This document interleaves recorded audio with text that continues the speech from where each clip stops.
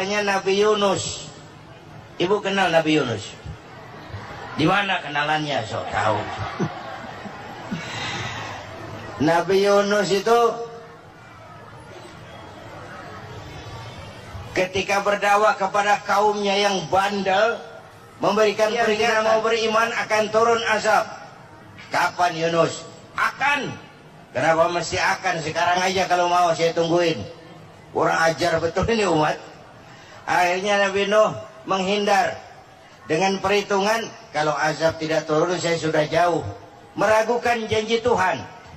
Lalu naik kapal, dinaiki oleh Yunus, kapal mogok. Dicari siapa biang keroknya ini, diundi ternyata Yunus, sampai 3 kali diundi. Dibuanglah Yunus ke dasar laut, ditelan oleh ikan Nun atas perintah Allah. Telan itu Yunus, jangan pakai dikunyah, rusak urusan. Telan saja, simpan di perutmu. Dibawa oleh ikan Nun ke dasar lautan. Itu yang oleh Quran dikatakan bertemulah 3 macam kegelapan. Zulumatun salas, gelapnya tengah malam, gelapnya di dasar laut, gelapnya di dalam perut ikan. Itu namanya peteng, mbahnya gelap. Di perut ikan itulah Nabi Nuh sadar akan kesalahannya. Allah meragukan janji Allah. Ia sujud di dalam perut ikan itu, membaca la ilaha illa anta subhanaka inni kuntu. Itu istighfarnya Nabi Yunus. Dibacakan istighfar begitu, ikan sakit perut pak. Di dasar laut kemana mau cari apotek? Dia naik ke permukaan, memuntahkan isi perutnya. Nabi Yunus keluar dengan selamat. Itu pun terjadi pada hari ke-10 bulan Muharram. Istighfar intinya itu. Itu amalan utama bulan Muharram, memperbanyak istighfar. Allah selamatkan Nabi Nuh dari bahtera banjir yang luar biasa 10 Muharram. Allah selamatkan Nabi Ibrahim dari pembakaran Raja Namrus 10 Muharram. Setelah Nabi Ibrahim itu menghancurkan berhala-berhala, Abrahat pulang mau ibadah, lihat Tuhannya berantakan, marah besar. Siapa yang menghancurkan Tuhan-Tuhan kita ini? Ada yang lapor, kami lihat Ibrahim. Tangkap.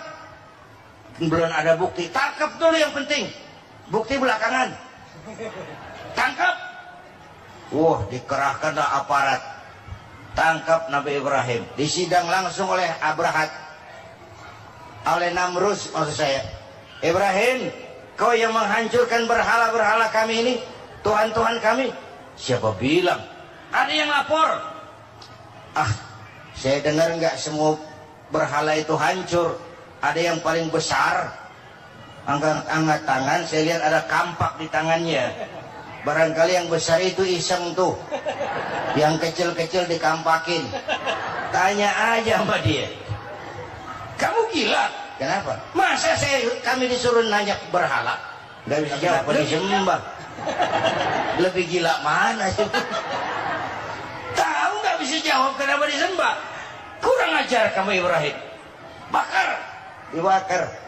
Ketika Ibrahim dilempar ke kobaran api yang menggunung, Allah perintah api, ya naru kuni bardan wa salaman ala Ibrahim. Hai api, dinginlah sampean. Api Madura waktu itu pak. Hai api, dinginlah sampean, selamatkan Ibrahim. Api tunduk kepada perintah Allah. Ibrahim masuk ke kobaran api, selembar rambut pun tidak terbakar. Kenapa? Apinya tunduk kepada perintah Allah. Kenapa? Karena Ibrahim orang yang takut kepada Allah. Api tunduk kepada perintah Allah. Kalau kita baca ayat itu, masuk ke api, mateng. Sudah hadirin yang saya muliakan, oleh karena itu selamatnya Ibrahim dari pembakaran Raja Namrud itu pun pada 10 Muharram, Yaum Asyura, hari ke-10 dari bulan Muharram. Bapak Ibu hadirin hadirat yang saya cintai, sebagian kecil tentang Nabi Adam, Nabi Ibrahim dan Nabi Yunus, tapi saya belum menceritakan tentang Nabi Nuh tadi. Mengulang kaji. Nabi Nuh salah seorang rasul yang masuk ulul azmi 5 besar, karena memang perjuangannya menggambarkan satu usaha yang ulet dan luar biasa. Beliau diberi umur 950 tahun, lalu berdakwah selama 900 tahun, sore, pagi, siang, malam, dapat pengikut tidak lebih 80 orang, rata-rata 10 tahun satu. Kalau saya minta berhenti aja jadi nabi, Pak. Ustadz mana masih mau buka pesantren 10 tahun buka pesantren, yang nyantri cuma satu. Pedagang mana yang masih mau dagang 10 tahun dagang, yang beli satu. Pimpinan partai mana yang masih mau kampanye 10 tahun buka partai, yang nyoblos satu. Bangkrut. Umatnya bandel, kurang ajar, durjana, bajingan, tengik. Umatnya Nabi Nuh ini kalau diceramahi telinganya ditutup dengan tangannya. Nabi Nuh akhirnya rekes, Tuhan, siang malam saya berdakwah kepada umat ini. Tiap kali saya sampaikan dakwahmu, mereka tutup telinganya dengan tangannya. Alergi dengar ceramah. Apa itu ceramah? Non-profit. Saudara-saudara, jadi mau kamu gimana, Nuh?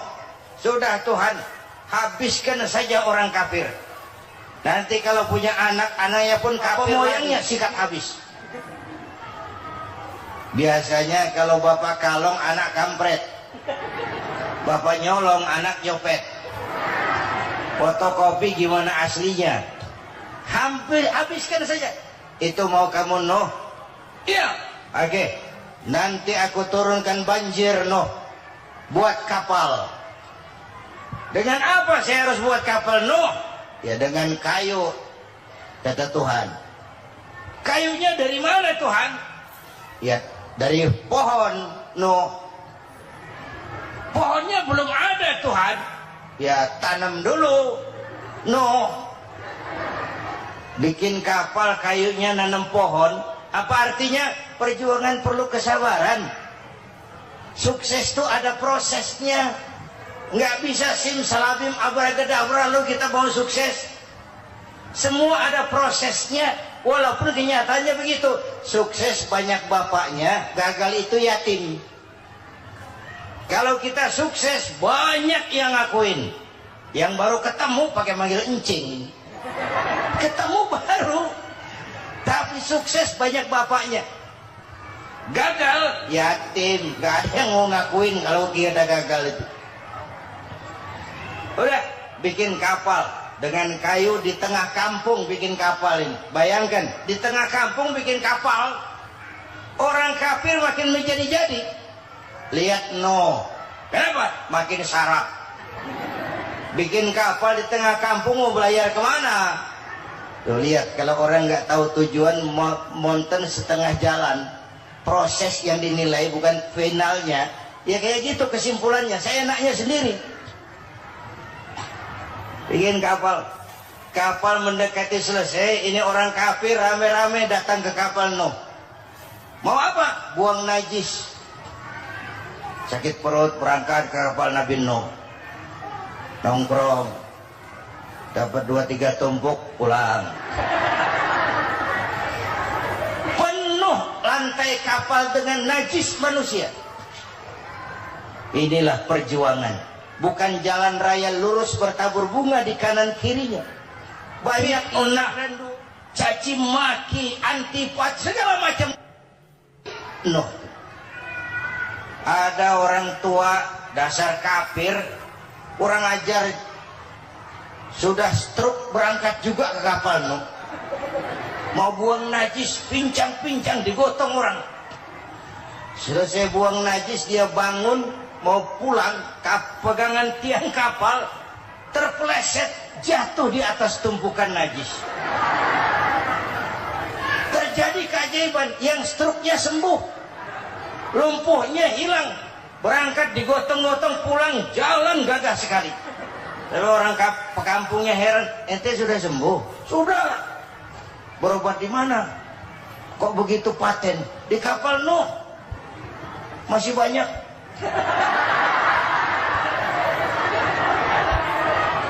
Oh, yang berasa perlu obat bawa rantang.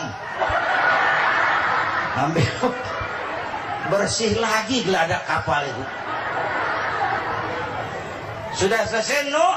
Selesai. Oke, kau orang yang beriman bersamamu, binatang serba sepasang, naik Nabi Nuh, naik orang beriman sepasang. Ini cikal bakal penyelamatan manusia, Pak. Naiklah orang beriman, sudah naik semua, Nabi Nuh kontrol. Ini contoh buat kita, kontrol. Sudah naik semua teman-teman, sudah. Pemimpin yang baik bukan cuma terima laporan di belakang meja. Laporan itu yang mana juga bagus. Sama juga kampanye yang mana juga merdu. Kalau saya, kalau aja yang dihitung. Pernah ada calon bupati kampanye janji, kalau saya berhasil kita akan banyak bangun jembatan di daerah kita. Rakyat ditanya, Pak, nggak ada sungai di kampung kita, Pak. Dia bilang, sungainya kita bangun sekalian. Udah kadung janji, mana pula orang mau bangun sungai itu. Saudara-saudara, kontrol. Jangan cuma tunggu laporan di belakang meja, semua laporan bagus. Ya, Bu? Bu?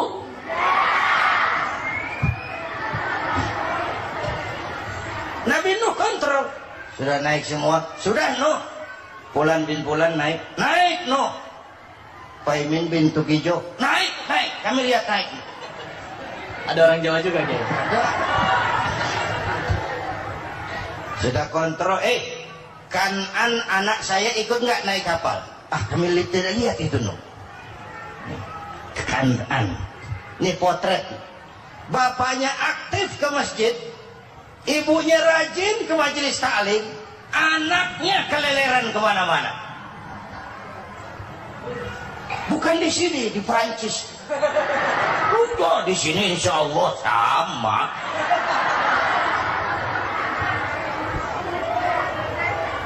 Nuh karena sayang anak, Nuh karena cinta anak, Nuh karena tanggung jawab anak, cari naik ke atas kapal. Lihat Kanaan, anak saya, nggak lihat Nuh.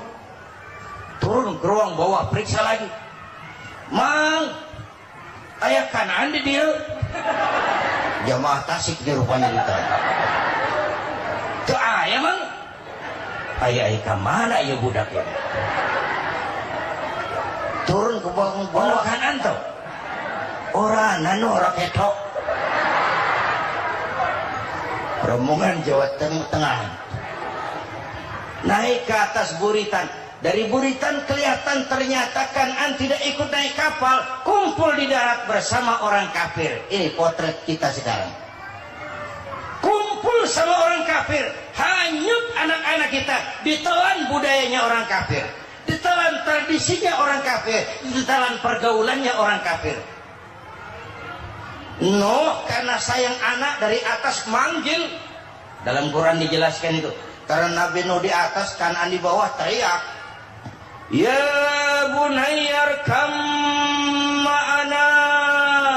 Begitu dalam Quran di ayatnya. Coba ini pakai gaya memanggil supaya kelihatan ke gambar, kira-kira Nuh manggilnya begitu. Ini namanya gaya dakwah, Pak. Kalau ceritanya datar nggak menarik. Maka Nuh memanggil Kanaan, ya bunayyar kam ma'ana. Kata yang dengar, ini gaya orang manggil, ya bunayyar kam ma'ana. Kanaan, kesini nak, naik kapal sama papi.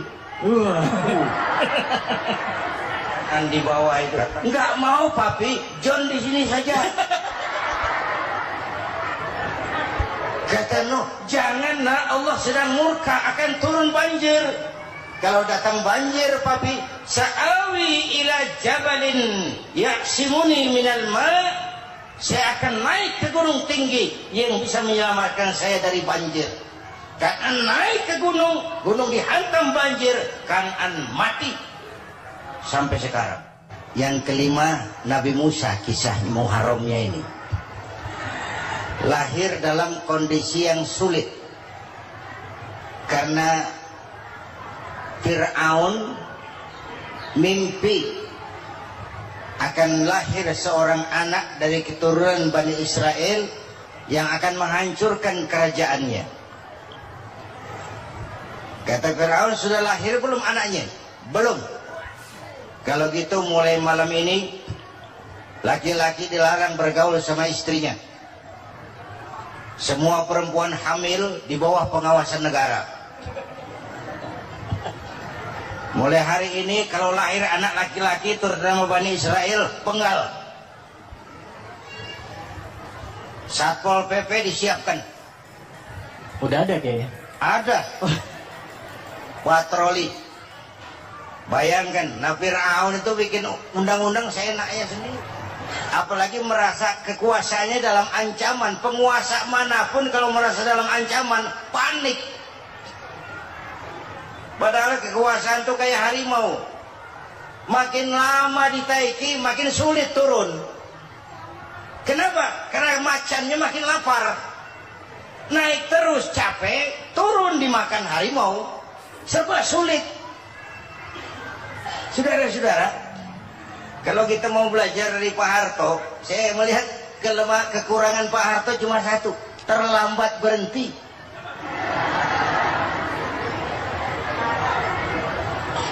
Terlambat berhenti. Di sekelilinginya banyak tukang-tukang jilat, tukang-tukang semir. Pak, kalau tidak ada Bapak kami bagaimana, Pak? Bapak Ibu hadirin yang saya hormati, tapi kehendak Allah terjadi. Lahirlah Musa. Bayinya dihanyutkan di sungai Nil. Bayi sudah menderita, dihanyutkan di sungai Nil. Dan akhirnya besar di lingkungan istana Fir'aun. Diriwayat oleh Ratu Aisyah, perempuan Fir'aun. Setelah mulai berjuang, terjadilah itu. Musa dan pengikutnya dikejar oleh Fir'aun. Sampai di tepi laut, Allah wahyukan Musa, lempar tongkatmu ke laut. Dalam kondisi darurat, mukjizat tiada jalan. Kondisi darurat. Kalau tidak, mukjizat itu maunya Allah, bukan maunya Nabi. Nabi nggak kuasa. Allah yang mau. Tapi hidup Nabi bukan mukjizat, manusiawi. Tidak mentang-mentang ada mukjizat tongkat, tiap sulit main tongkat. Nggak usah berjuang kalau begitu. Itu darurat menyelamatkan umat. Tongkat dilempar ke laut, laut terbelah. Laut terbelah. Itu secara visualnya bisa kita lihat dalam film The Ten Commandments. Udah nonton belum? Urusan nonton kalah sama Ustadz tuh gimana sih? Ten Commandments, 10 firman Tuhan. Tekniknya bagus loh. Bagaimana laut terbelah. Musa lewat, Fir'aun mengejar. Musa sampai di ujung sana, Fir'aun masih di sama tengah perjalanan. Laut nutup kembali. Laut menutup kembali, Fir'aun tenggelam.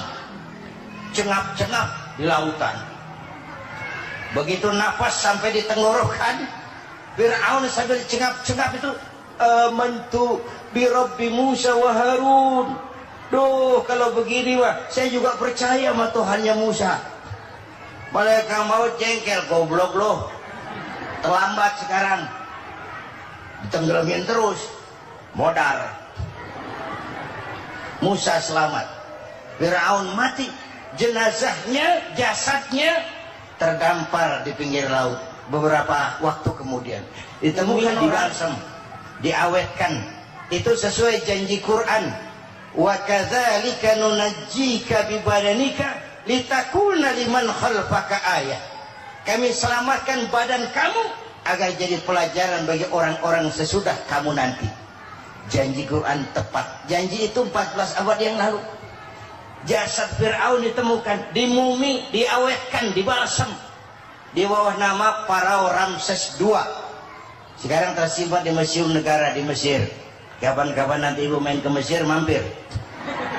Naik ojek paling berapa itu? Oh, orangnya tinggi, hidungnya mancung, pokoknya pantaslah jadi Fir'aun. Selamatnya Musa di kejaran Fir'aun di ujung sana itu terjadi pada hari ke-10 bulan Muharram, yang oleh orang Nasrani diperingati dengan hari raya Paskah. Mereka melaksanakan puasa mensyukuri nikmat keselamatan dari kejaran Fir'aun. Makanya kalau kita ikut puasa di bulan Muharram bukan mengikuti syariatnya Nasrani, salah. Karena Nabi mengajarkan, itu sumbernya. Bukan ikutan sama ibadahnya Israel. Tapi memang agama ini kan merupakan mata rantai. Datang Rasul baru melengkapi Rasul sebelumnya, datang Rasul baru melengkapi Rasul sebelumnya. Mata rantai yang berkaitan. Setelah Muhammad selesai, selesailah tugas Nabi dan Rasul. Selesailah misi Nabi dan Rasul. Tidak ada Nabi lagi sesudah Nabi Muhammad. Itu harga mati, titik. Gak ada kompromi.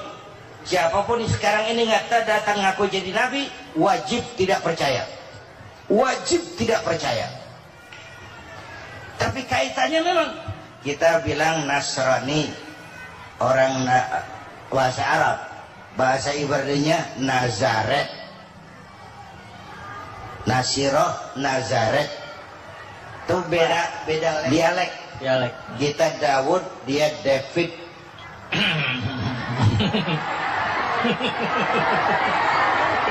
Ibrani. Kita Ali, dia Alek.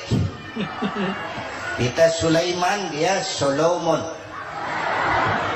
Kita Camat, dia Comot. Ini yang ngomong ini comot semua. Ini dia. Bapak dan Ibu jamaah yang saya cintai. Pertanyaan pertama, hijrah qalbiyah. Ada hijrah badaniyah, hijrah fisik yang dilakukan Nabi dan sahabat dari Mekah ke Madinah. Itu hijrah badaniyah. Ada hijrah qalbiyah, hijrah hati. Dan ini yang kita perlukan sekarang. Karena refleksinya akan membias kepada alur kehidupan.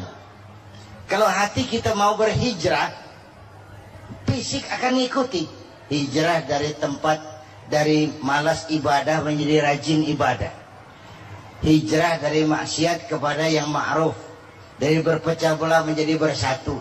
Hijrah seperti itu yang sangat kita perlukan. Apalagi masyarakat ini paternalistik. Kita harus hijrah mental sekarang ini. Maka yang disampaikan tadi benar. Seorang ketua MK siap mengundurkan diri kalau terbukti anak buahnya terlibat suap. Itu walaupun siap, tapi sudah angin segar buat rakyat. Bahwa masih ada banyak insya Allah pejabat kita yang punya harga diri. Walaupun ada juga pejabat kita yang muka tembok, kulit badak, kuping kebo.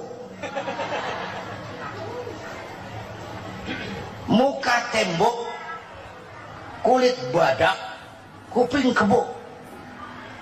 Biasanya kalau kereta api tabrakan di negara-negara maju, Menteri Perhubungannya mundur. Di kita petugas palang pintu dipecat. Jauh sekali Menteri sama petugas palang pintu. Benar diadili yang krocok-krocok, kopral-kopral itu.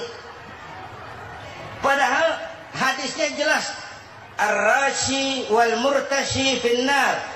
Yang nyuap dan yang nerima suap, dua-duanya neraka.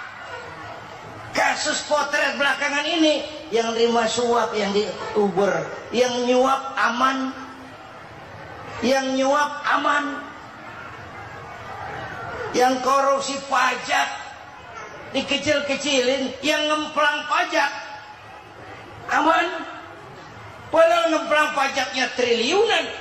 Padahal dia sudah dikasih fasilitas oleh negara mengelola sumber daya alam negara yang artinya milik rakyat. Dia harus bayar pajak uang pajaknya dikumpulkan bagi sebesar-besar kemakmuran rakyat. Itu tindakan merugikan rakyat. Karena itu betul, saya setuju, hijrah qalbi yang perlu kita lakukan sekarang.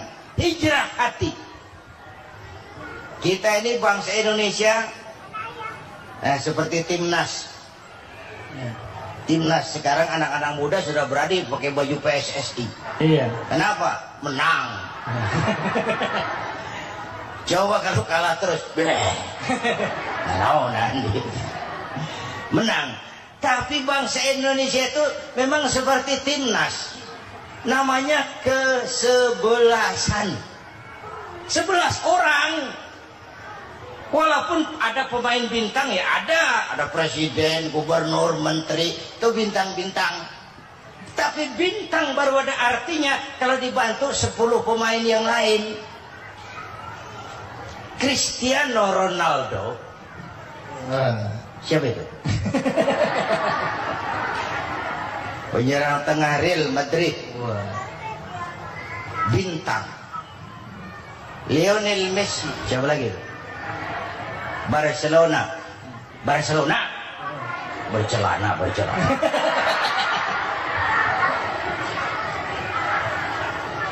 Michael Rooney, bintang Manchester United. Ronaldo baru bintang, Messi baru bintang kalau ada 10 pemain yang lain. Bagaimanapun hebatnya Cristiano Ronaldo, kalau sendirian lawan satu kesebelasan, babak belur. Itulah kita, bangsa Indonesia. Kita satu kesebelasan, harus saling memperkuat. Ada bangsa kita ini yang jadi jaksa, ada yang jadi hakim, ada yang jadi polisi. Itu posisi penyerang tengah, kiri luar, kanan dalam, back, striker, kiper, posisi. Tapi sadar, kita satu kesebelasan, Bung. Jangan bikin gol ke gawang sendiri. Kalau punya bola bagus, operan dong sama temennya. Yang bisa menciptakan gol, operan. Ada yang jadi pengusaha besar, bagus boleh. Punya untung besar, operan. Kasih masjid, kasih pesantren, operan. Ini kesebelasan kita kalau punya bola, pelitnya setengah mati, Pak. Nggak mau ngoper. Bawa sendiri, mending bikin gol. Enggak. Kita ini satu kesebelasan. Satu sama lain harus saling memperkuat. Bahwa ada penyerang tengah, itu si posisi. Tapi kalau memang peluang memungkinkan, ayo dong operan. Saya iri sama kesebelasan Nasrani di Indonesia. Mereka kalau punya bola, operannya cakep. Gereja cepat selesai, rumah sakit Kristen cepat selesai. Kenapa? Operannya bagus. Kita ini kalau punya bola bawa sendiri, nggak mau ngoper. Maka masjid nggak selesai-selesai. Madrasah banyak yang bocor. Rumah sakit Islam kalah bersaing. Kenapa? Operannya berat. Ayo menyadari, kita ini timnas, satu kesebelasan. Jangan menjegal kawan seiring. Kawan sendiri dijegal. Sudah musuh terlalu kuat, gawang sendiri dijebol. Akhirnya terbalik kita ini. Ujian terberat telah diberikan Allah kepada para anbiya. Kemudian para aulia, kemudian para ulama. Summal amsal fal amsal, ke bawah dan ke bawah, diuji setiap orang menurut kekuatannya berpegang kepada agama. Kalau anak Melayu bilang, kalau takut dengan ombak, jangan berumah di tepi pantai. Kalau takut diterjang ombak, jangan berumah di tepi pantai. Kata ibu tadi, mau jadi pohon tinggi, harus berani ketiup angin. Makin tinggi pohonnya, makin keras anginnya. Takut angin, jangan jadi pohon tinggi, jadilah rumput. Nggak ditiup angin, tapi diinjak kebo. Apa yang nggak ada resikonya? Apa yang nggak ada resikonya? Semua nabi ada yang dihantam kekuasaan yang arogansi. Ibrahim berhadapan dengan Abrahat, Namrud. Musa berhadapan dengan Fir'aun. Ada yang diuji dengan berhadapan umat yang sangat kurang ajar. Ada yang diuji dengan gosip yang dahsyat. Digosipi sama Zulaikha itu. Nabi Yusuf. Nabi Yusuf. Nabi Yusuf.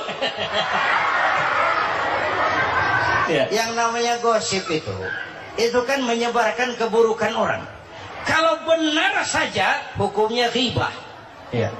Kalau salah hukumnya fitnah. Fitnah lebih bahaya dari pembunuhan. Benarnya ghibah, salahnya fitnah.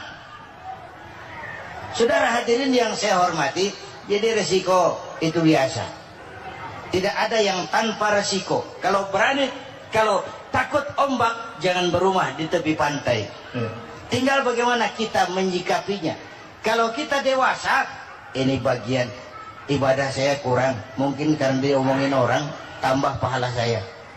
Mungkin karena diomongin orang, tambah pahala saya. Maka saya ngadapi gosip, sepatah pun saya nggak ngomong. Saya cicing, cicing. Saya percaya masyarakat itu punya filter. Amin. Saya percaya Tuhan itu. Pada pertemuan terdahulu sudah kita bicarakan bahwa orang yang menjalankan ibadah Ramadan dengan baik, dalam arti siang dia laksanakan ibadah puasa, sementara dia hidupkan malam-malam Ramadan dengan sholat tarawih, i'tikaf, tadarus Al-Quran dan sebagainya. Orang yang semacam itu keluar dari Ramadan dijanjikan oleh Allah, ghufira lahu ma taqaddama min zambihi, diampunkan segala dosa yang pernah dia kerjakan. Sehingga ia keluar dari bulan Ramadan seperti bayi baru dilahirkan oleh ibunya, bersih, tidak punya dosa kepada Allah lantaran sudah dibersihkan oleh ibadah Ramadan. Jadi dalam Islam, dosa itu ditebus dengan taubat, dengan amalan kita sendiri, bukan dengan uang, tidak juga dengan beras. Saya percaya kalau dosa bisa ditebus dengan beras misalnya, barangkali Menteri Pertanian akan lebih dulu masuk surga. Kalau dosa bisa ditebus dengan uang, mungkin Gubernur Bank Sentral atau para Menteri Keuangan akan menjadi penghuni surga nomor wahid. Dalam Islam, dosa ditebus dengan taubat kepada Allah. Orang yang melaksanakan ibadah dengan baik di bulan Ramadan, keluar Ramadan, masuk 1 Syawal seperti bayi baru dilahirkan oleh ibunya. Pantas dia mengucapkan minal aidi, semoga kami termasuk orang yang kembali kepada fitrah, suci, bersih. Dia rayakan hari itu, hari di mana dia kembali kepada kesucian. Itulah hakikat daripada Idul Fitri. Dengan kata lain, Idul Fitri ini tidak bisa dilepaskan kaitannya dengan ibadah Ramadan. Hanya oleh karena kita melaksanakan ibadah Ramadan, maka kita rayakan Idul Fitri.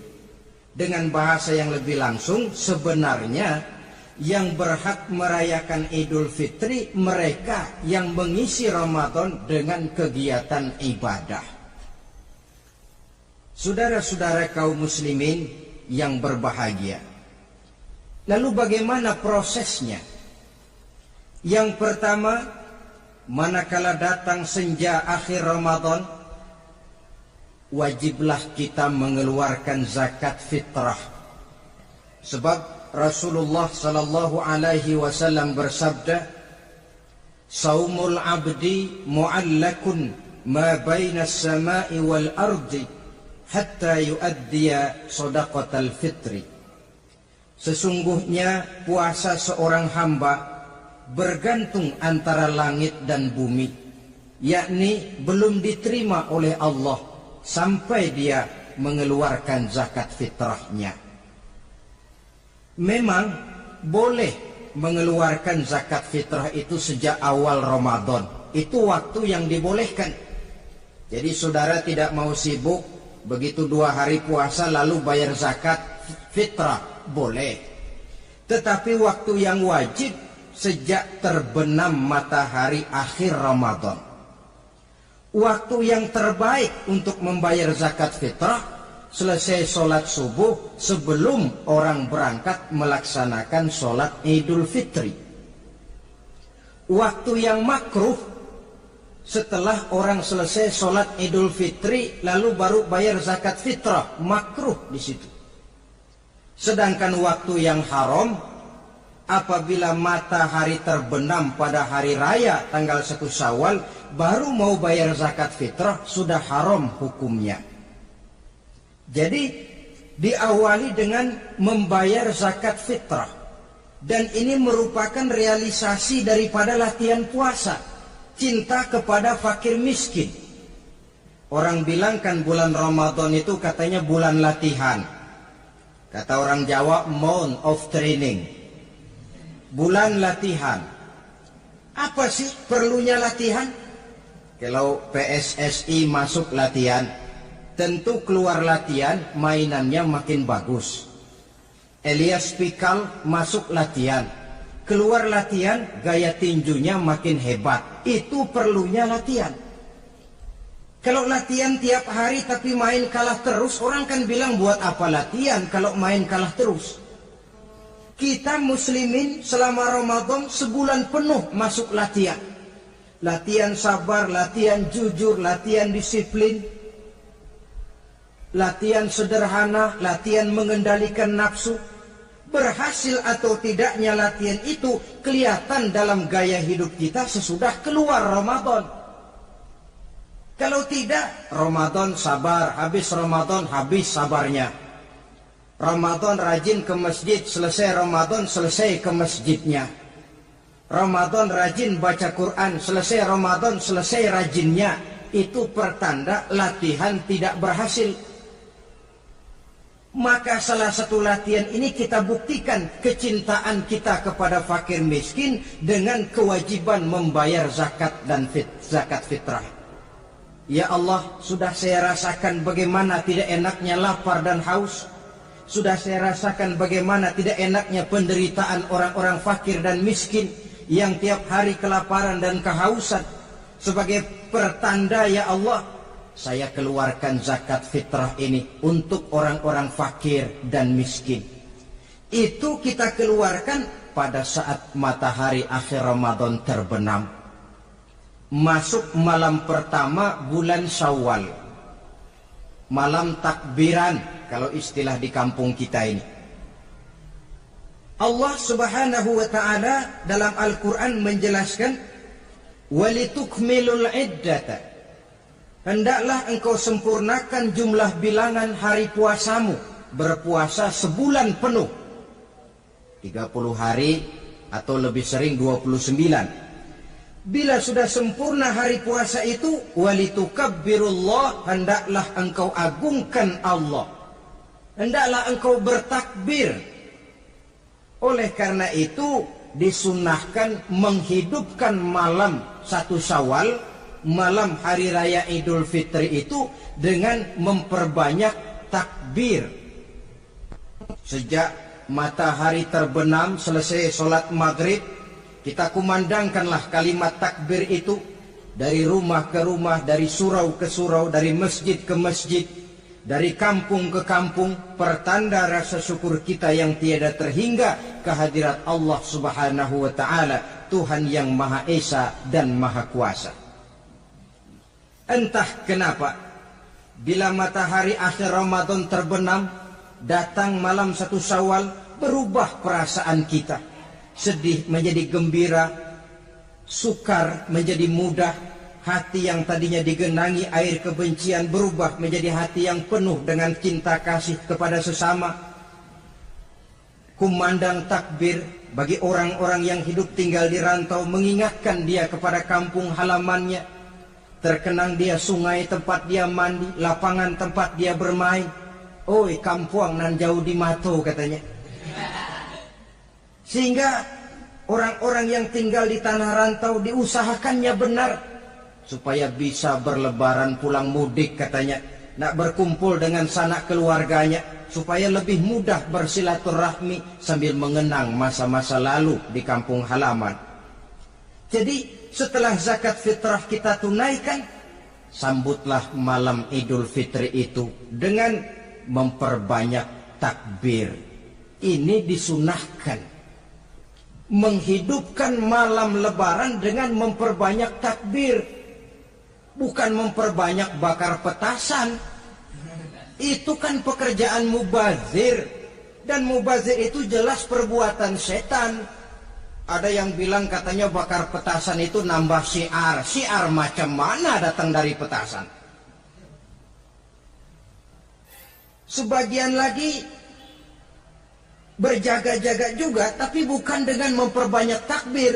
Bergadang-gadang di pinggir jalan, ngebut dengan kendaraan aneka warna. Tidak itu yang diajarkan agama.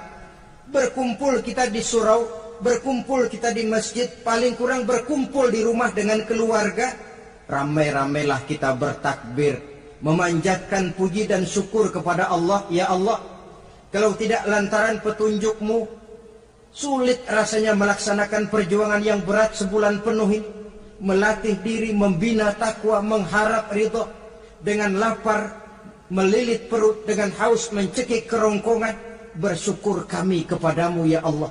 Dan sebagai pertanda kami kumandangkan kalimat takbir, memuji keagungan dan kebesaranmu. Allahu Akbar, Allahu Akbar, Allahu Akbar, walillahil hamd. Saudara-saudara kaum muslimin rahimakumullah, di dalam satu hadis dari Ubadah bin Samit diriwayatkan oleh Imam Tabrani, bersabda Rasulullah sallallahu alaihi wasallam, "Man ahya lailatal fitri lam yamut qalbuhu yauma tamutul qulubi." Barang siapa yang menghidupkan malam Idul Fitri, maka hatinya itu tidak akan pernah mati pada saat hati-hati orang lain menjadi mati. Kita yang paling khawatir dalam hidup ini, pada saat hati kita sudah mati selagi jasad masih hidup. Menjadilah kita bangkai berjalan dalam pandangan Allah. Badan hidup tapi hati mati, bangkai berjalan dalam pandangan Allah. Jadi ini hakikat merayakan Idul Fitri.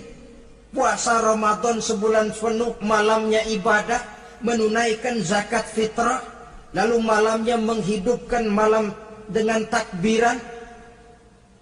Yang terjadi kan kita lihat adat yang dibesarkan, ibadat ditinggal.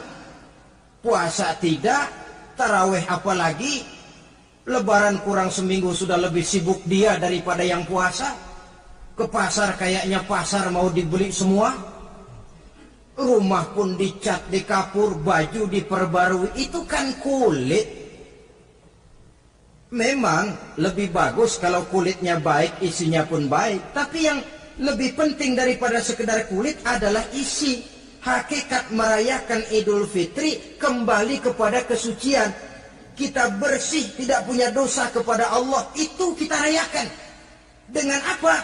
Nah, oleh seorang ulama, Al-Imam Zakiyuddin Abdul Azim bin Abdul Quwa Al-Munziri, diberikan contoh bagaimana Rasulullah sallallahu alaihi wasallam itu merayakan Idul Fitri. Beliau berkata, yuhibbu sallallahu alaihi wasallam ayyuqabilal 'ida bil bishri was surur.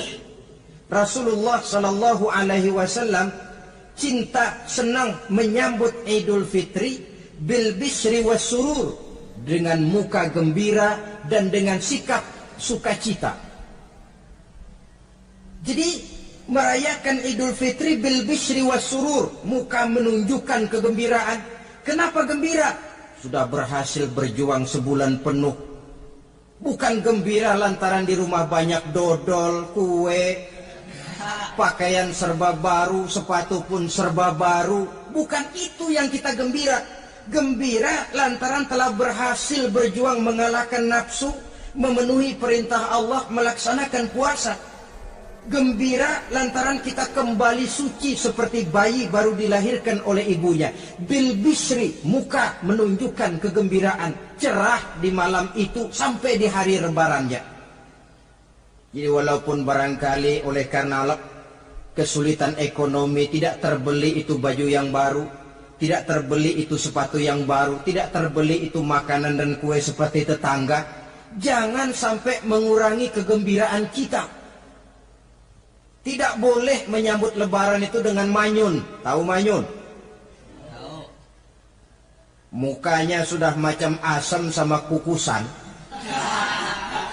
Tidak ada menunjukkan sikap kegembiraan.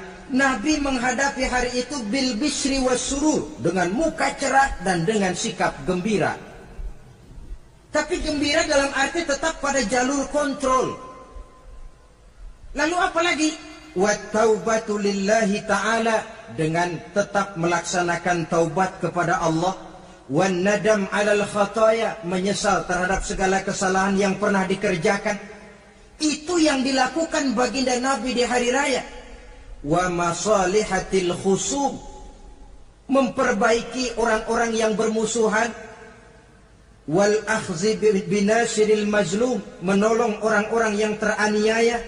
Wasillatil arham, melaksanakan silaturahmi. Wal ihsan ilal fuqara, berbuat kebaikan kepada kaum fakir miskin. Wa ziyaratil aqarib, menziarahi, mengunjungi kaum kerabat. Itu hakikat di dalam melaksanakan Idul Fitri. Jadi jangan terbalik, sudah merasa baju baru, ini kan lebaran, merdeka. Kalau kemarin Ramadan kita dikekang, tidak boleh begini, tidak boleh begitu. Sekarang sudah keluar Ramadan, merdeka. Lalu dirayakannya Idul Fitri dengan bermabuk-mabukan, dengan judi, dengan perbuatan zina. Itu sama saja dengan baju baru habis dicuci sudah diceburin lagi ke dalam comberan. Ini kan ibarat baju masuk Ramadan dicuci sebersih-bersihnya. Keluar Ramadan, masuk lebaran, tetaplah berusaha menjaga kebersihan itu. Kalau ditinggalkan Ramadan merasa merdeka, melemparkan lagi diri ke lembah dosa, sama saja baju yang sudah putih, bersih, ditriska bagus-bagus, tapi lalu dilemparkan lagi ke dalam comberan. Na'udzubillah min zalik. Saudara-saudara kaum muslimin yang berbahagia, jadi setelah zakat fitrah kita bayar, hidupkan malam Idul Fitri itu dengan mengumandangkan kalimat takbir. Lalu bila datang sholat subuh di pagi hari pertama bulan Syawal, kita laksanakanlah sholat subuh itu berjamaah. Jangan sampai terbalik, saking kepengennya sholat Idul Fitri, subuhnya enggak. Ini kan sama saja kata orang nyari jarum kapak hilang. Tak membela yang sunnah, yang wajib disia-siakan. Sholat Idul Fitri itu sunnah saja hukumnya. Sholat subuh wajib. Masakan yang wajib kita tinggalkan, lalu yang sunnah kita kejar-kejar. Terbalik tentunya. Lalu manakala usai kita sholat subuh masih mengumandangkan takbir, bersiap-siaplah kita untuk berangkat menunaikan sholat Idul Fitri. 2 rakaat, lalu diiringi dengan khutbah hari raya Idul Fitri. 2 khutbah, seperti khutbah Jumat itu. Khutbah pertama dan khutbah kedua. Kalau selesai melaksanakan sholat Idul Fitri, maka kembalilah kita ke rumah dengan suasana gembira. Untuk apa? Untuk berhalal bihalal. Istilahnya untuk berlebaran, saling meminta maaf. Kenapa? Dengan ibadah Ramadan, dosa kita kepada Allah insya Allah bersih. Tapi kan kita tidak cuma berbuat dosa kepada Allah, kita juga berbuat salah kepada sesama manusia. Dosa kepada Allah, taubat langsung kepadanya, sonder pakai calo. Tidak bisa saudara bikin dosa kepada Allah, datang ke rumah saya, Pak inilah saya kasih uang, tolong mintakan tobat saya kepada Allah. Ya tidak bisa. Dosa kepada Allah langsung bertaubat kepadanya. Tapi dosa kepada sesama manusia, Allah belum akan memberikan ampun kalau kita belum minta maaf kepada yang bersangkutan.